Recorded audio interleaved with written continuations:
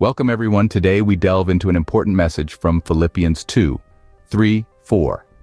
This scripture carries a profound wisdom that has the potential to transform our lives.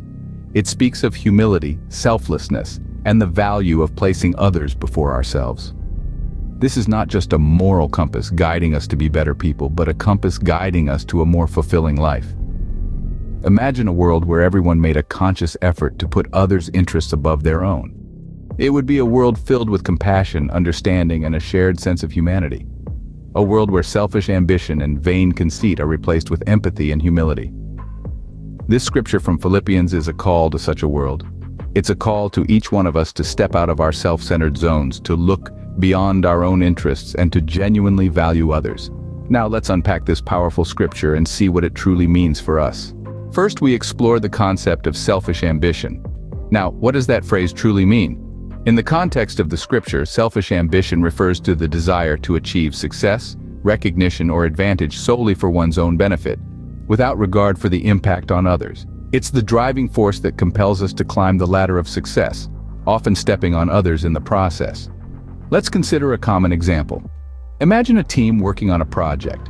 If one team member is driven by selfish ambition, they may take credit for the work of others, undermine their colleagues to appear superior, or prioritize their own tasks over the team's collective goals. The pursuit of personal gain becomes paramount, overshadowing the mutual success of the team. But how does this affect our lives and relationships? Well, selfish ambition can breed resentment, mistrust, and discord. It can create an environment where cooperation and mutual respect are replaced by competition and conflict. In our quest to get ahead, we may find ourselves isolated as others withdraw from our self-centered pursuits. Moreover, selfish ambition can hinder our personal growth. When we're solely focused on our own advancement, we may miss out on opportunities to learn from others, to build meaningful connections, and to contribute positively to the lives of those around us. It's a narrow path that often leads to a dead end, but there's more to it. Selfish ambition can also blind us to our own faults and shortcomings. It can make us unwilling to accept criticism or to acknowledge our mistakes because we're too wrapped up in maintaining an image of success. This hampers our ability to grow, to improve, and to become better versions of ourselves. As we can see, selfish ambition only leads us away from fulfilling, meaningful relationships. It distances us from the true essence of community, where every individual is valued, where success is shared, and where growth is a collective journey. In the next scene, we'll delve deeper into another aspect of this scripture: vain conceit. Stay tuned. Now let's turn our attention to vain conceit. What is it exactly? Vain conceit, in its simplest form, is an inflated sense of one's own importance. It's not just about having a healthy self-esteem. It's believing that you are superior to others. It's seeing yourself as the sun around which all other planets revolve. Vain conceit is different from selfish ambition. While selfish ambition is about seeking personal gain, vain conceit is about seeking personal validation. It is a hunger for recognition, a craving for the spotlight.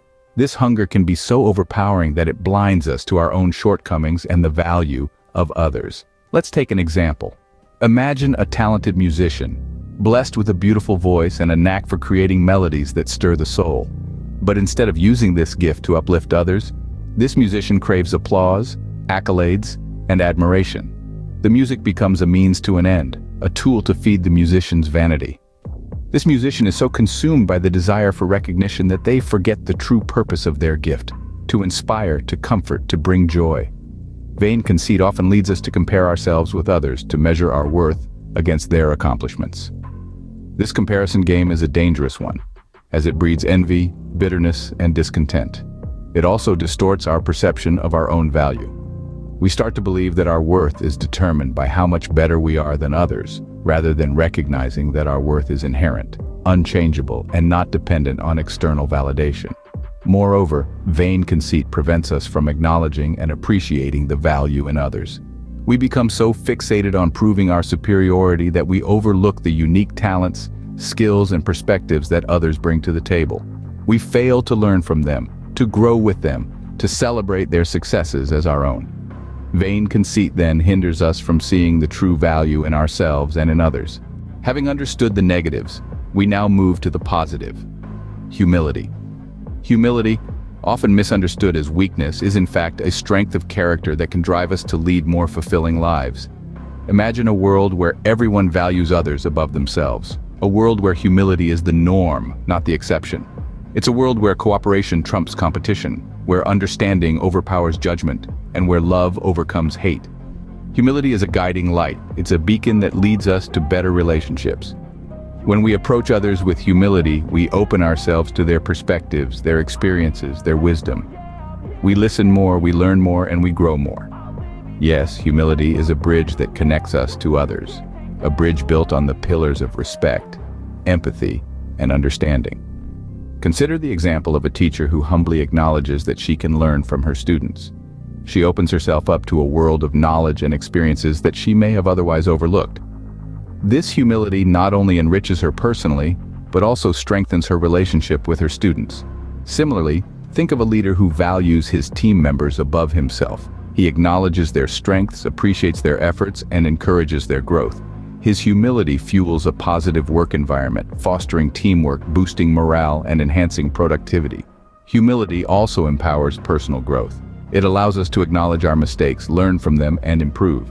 It encourages us to accept feedback, to appreciate constructive criticism, and to continually strive to be better. Humility, it seems, is not just about valuing others above ourselves. It's about recognizing and appreciating the value in everyone, including ourselves. It's about understanding that we are a part of a larger whole, interconnected and interdependent. It's about realizing that we can learn and grow from each other, that we can support and uplift each other. Humility, then, is the key to truly valuing others and ourselves. Finally, we explore what it means to look to the interests of others. This phrase might seem straightforward, but it's actually packed with profound wisdom. When we look to the interests of others, we're not simply being kind or polite. We're practicing empathy, understanding, and compassion.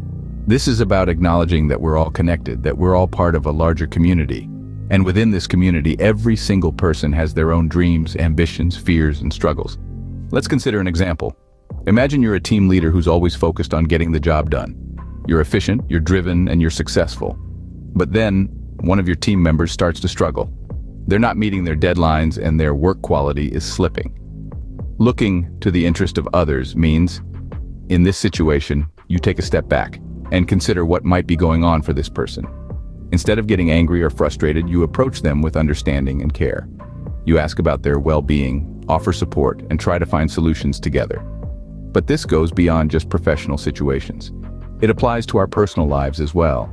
It's about being there for a friend in need, even when you're busy. It's about considering your partner's perspective during an argument.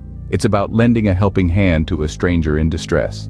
By looking to the interests of others, we not only help those around us, but we also enrich our own lives. We build stronger relationships, we grow as individuals, and we contribute to a more compassionate world. You see, when we take the time to understand and care for others, we're not just doing good deeds. We're fostering a sense of unity and interconnectedness. We're cultivating a culture of empathy and kindness. And ultimately, we're creating a world where everyone feels seen, heard, and valued.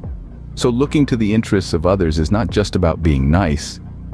It's about living a meaningful, fulfilling life. So what have we learned from Philippians 2, 3, 4? We've embarked on a journey through the profound wisdom encapsulated in these lines, dissecting the concepts of selfish ambition, vain conceit, the power of humility, and the importance of looking to the interests of others. We've understood that selfish ambition and vain conceit are stumbling blocks that hinder us from experiencing the fullness of life. They isolate us, build walls around our hearts, and blind us to the beauty of community and shared joy. On the other hand, humility, the quiet strength that underpins true greatness, invites us to value others above ourselves. It's a call to live selflessly, to put the interests of others before our own. This is not a call to self-deprecation, but rather to a balanced perspective where we recognize the inherent worth of every individual. Remember, in humility, value others above yourselves, not looking to your own interests, but each of you to the interests of the others. Thank you for joining us today, and if you found this video helpful, please share it with others and subscribe to our channel for more enlightening discussions.